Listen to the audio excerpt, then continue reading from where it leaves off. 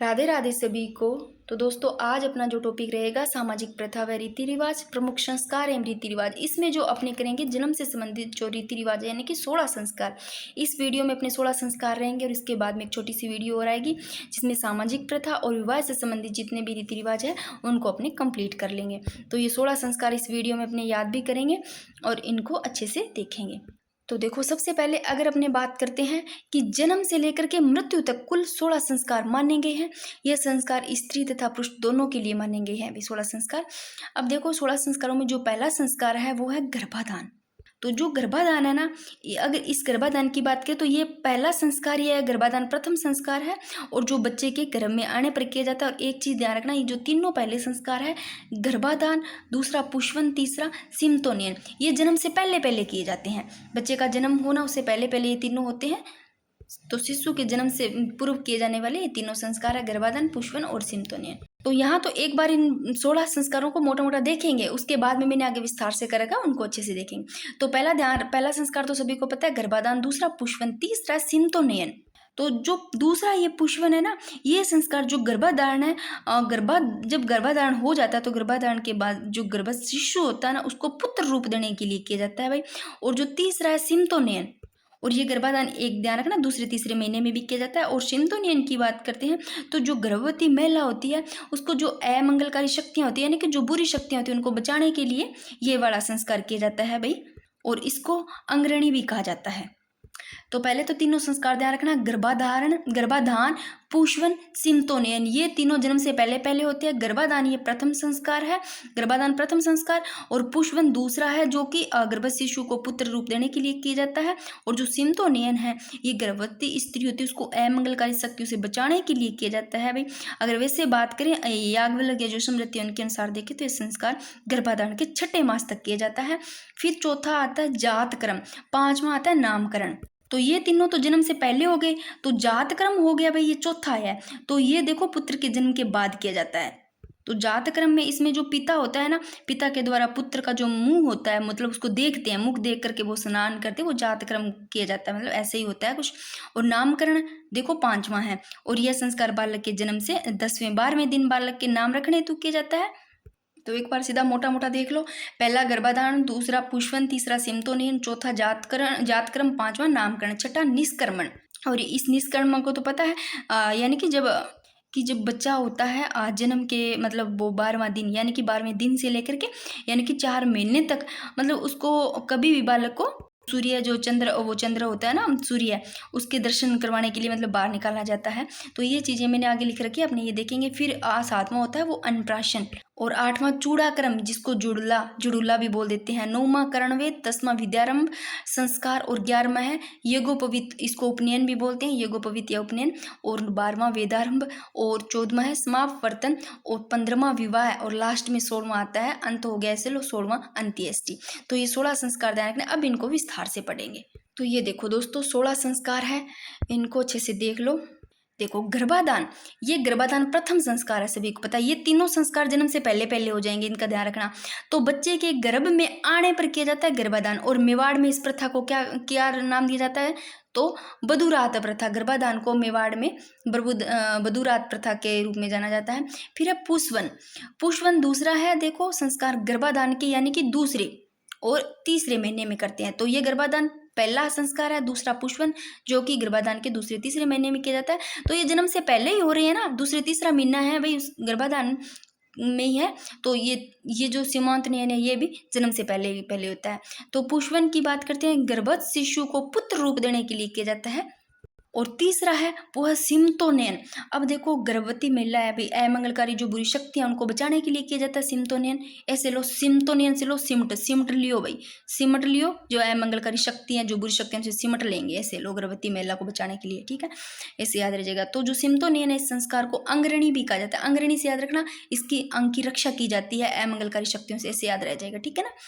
आगे देखो, जो सिमतोनियन है ये भी ध्यान रखना 6ठे मास में किया जाता है, क्योंकि याज्ञवल्क्य स्मृति के अनुसार ये संस्कार गर्भाधान के 6ठे मास तक किया जाता है। आगे देखो भाई, चौथा है जात कर्म, पुत्र के जन्म के बाद किया जाता है। तो देखो ये तीनों तो जन्म से पहले पहले हो गए तीनों के, ठीक है, क्योंकि ये छठा महीना होगा। अभी जब तक बच्चा जन्मता ना, ये छठे महीने तक, ये छठे महीने में किया जाता है, दूसरे तीसरे महीने में किया जाता है, ये बच्चे का मतलब पहला ही संस्कार होता है। तो देखो जात कर्म होता है ये फिर जन्म के बाद में, जब बच्चा जन्म जाता है तो पुत्र के जन्म के बाद किया जाता है जात कर्म। और बच्चे के जन्म लेते ही घर के किसी पुरुष या महिला द्वारा पेय पदार्थ यानी कि घुंटी पिलाई जाती है। अपने नहीं बोलते कि जो छोटा बच्चा होता है उसको कोई अपनी फैमिली में या कोई और ऐसे कि उनको कोई मतलब ऐसे पेय पदार्थ, पानी, कोई चीज़ पिला देते हैं, कुछ भी हो पेय पदार्थ उसके मुंह में जाता है, उसको बोलते हैं घुंटी देना। कि अपने बोल देते हैं, जैसे बड़े कोई देते हैं तो कहते हैं बिल्कुल हाँ इस पे ही गया बेटा, हाँ इसकी तरह ही व्यवहार करता है, ये घुंटी देते हैं उसको, ऐसे बोल देते हैं कि अच्छा बढ़िया संस्कार वाला कोई व्यक्ति होता है, बढ़िया होता है, तो उसको घुंटी दिलवाई दी जाती है, हाँ भाई आपके जैसा ही जाए, इस प्रकार से घुंटी दी जाती है। तो घुंटी पिलाई जाती है पेय पदार्थ, वो ही जात कर्म, यानी कि बच्चे के जन्म लेते घर के किसी पुरुष या महिला द्वारा पेय पदार्थ पिलाई जाती है, घुंटी बोलते हैं इसको। तो ये पुत्र के जन्म के बाद में किया जाता है। और इसमें ये भी कहा जाता है कि जो पिता होता है ना, इस संस्कार में बोला जाता है कि जो पिता होता है वह पुत्र का मुंह देख कर ही स्नान करते हैं, वो जात कर्म किया जाता है। तो देख लो, जो गर्भाधान है पहला, और पुष्पन और सीमांतोनियन, ये तीनों सिमतोनियन, ये तीनों संस्कार है शिशु के जन्म से पहले किए जाते हैं। तो एक बार इनको मोटा मोटा देख लो, गर्भाधान, पुष्पन, सिमतोनियन, जात कर्म, 4 ये हो गए, क्योंकि अपने को 16 पढ़ने हैं, 4 4 और पढ़ेंगे, 8 टोटल हो जाएंगे, फिर 8 रहेंगे 16। तो अपने तो इसमें सारे कर लेंगे। ये देखो नामकरण, नामकरण देखो, यह संस्कार बालक के जन्म से 10वें या 12वें दिन बालक का नाम रखने हेतु किया जाता है। जो नामकरण है संस्कार कब किया जाता है, जब बालक का नाम रखा जाता है, 10वें या 12वें दिन बालक का नामकरण। तो ये जो माध्यमिक शिक्षा बोर्ड है उसमें 10वें 12वें में लिखा, आप देखना पता होगा भी नामकरण 10वें 12वें दिन ही किया जाता है। कि कई एनसीईआरटी बुक में यहाँ 11वां भी लिख रखा है, पर ये 12वें दिन संस्कार होता है। आगे देखो निष्क्रमण, निष्क्रमण का अर्थ क्या है, पहले तो देखो बाहर निकालना, बच्चा होता है बच्चे को बाहर निकालना, निष्क्रमण। क्योंकि इस जो संस्कार है इसमें बालक को पहली बार घर से बाहर निकाला जाता है। तो निष्क्रमण का अर्थ है बाहर निकालना है। शिशु को सूर्य तथा चंद्रमा की जो ज्योति दिखाते हैं ना, जब बच्चे को बाहर निकाला जाता है तो सूर्य की जो, चंद्रमा की जो ज्योति है वो दिखाई जाती है। जैसे कुआं जो पूजन नहीं होता, जलवा पूजन, तो इसे सूर्य पूजन है तथा कुआं पूजन या जलवा पूजन भी कह देते हैं। ये तो पता होगा, लेडीज को तो पता ही होता है, लड़कों को पता होगा। फिर देखो अन्नप्राशन, अन्नप्राशन इसको देशाटन भी बोला जाता है। तो जन्म के 7वें महीने में, जन्म होता है बच्चा का, जब 7 महीने का हो जाए ना बच्चों, अन्नप्राशन किसको बोला जाता है, देखो जन्म के 7वें महीने में शिशु को अन्न ग्रहण कराना शुभ माना जाता है। भाई बच्चा जब 7 महीने का हो गया तो बिना कुछ खिलाया जाए, अन्न ग्रहण कराया जाए, उसको देशाटन भी बोला जाता है। अन्नप्राशन नाम से पता चल रहा है। यानी कि इसमें एक ध्यान रखना भी, माध्यमिक शिक्षा बोर्ड में छठे महीने में लिखा हुआ है, ये एनसीईआरटी में था 7वें महीने में, मैंने एक बुक में देखा था, पर छठे महीने में ही होता है। मैं यहाँ पर छठा महीना ही लिख देती हूँ, फिर कहीं आप लोगों ने अगर ऐसा पढ़ा है तो आप लोग बोल देते हो, तो मैंने यहाँ पर ये लिख लिया। पर छठे महीने में ध्यान रखना, जो अन्नप्राशन होता है वो जन्म के छठे महीने में शिशु को अन्न ग्रहण कराना शुभ माना जाता है। तो 8वां देखो चूड़ाक्रम या जुड़ूला, शिशु के यानी कि दूसरा जो तीसरा वर्ष है, यानी कि दूसरा और तीसरे साल में देवी देवताओं के सामने सिर के बाल मुड़वाए जाते हैं, सभी को पता है, चूड़ाक्रम या जुड़ूला बोलता है इनको। जो ये चूड़ाक्रम या जुड़ूला है ना, मतलब इसमें एक इस संस्कार में मतलब ये भी विश्वास होता है कि जो बच्चे होते हैं ना उनकी आयु में वृद्धि होती है। मतलब इस प्रकार से ये चूड़ाक्रम है जुड़ूला करवाया जाता है कि बच्चे की जो आयु होती है इसमें वृद्धि होती है, और इसे जुड़ूला या चूड़ाक्रम या मुंडन नाम से भी जाना जाता है, मुंडन भी बोल दिया जाता है। आगे देखो कर्णवेद, और ये क्वेश्चन 2022 में सेकंड ग्रेड में पूछा गया है कि इस संस्कार में शिशु के तीसरे या 5वें वर्ष में कान बींधे जाते हैं। कौन से? कर्णवेद, कर्णवेद से पता चल रहा है, कर्णवेद यानी कि कान बींधना। तो इस संस्कार में शिशु के कौन से तीसरे या 5वें वर्ष में कान बींधे जाते हैं भाई। तो ये सामान्यतः उच्च वर्ग के संपन्न परिवारों में किया जाने वाला था भाई, परंतु बाद में ये सभी वर्गों में किया जाने लगा। फिर देखो विद्यारंभ, विद्यारंभ 5 वर्ष की आयु के बाद जब बच्चे की विद्या प्रारंभ करनी होती है तो यह संस्कार किया जाता है भी विद्यारंभ।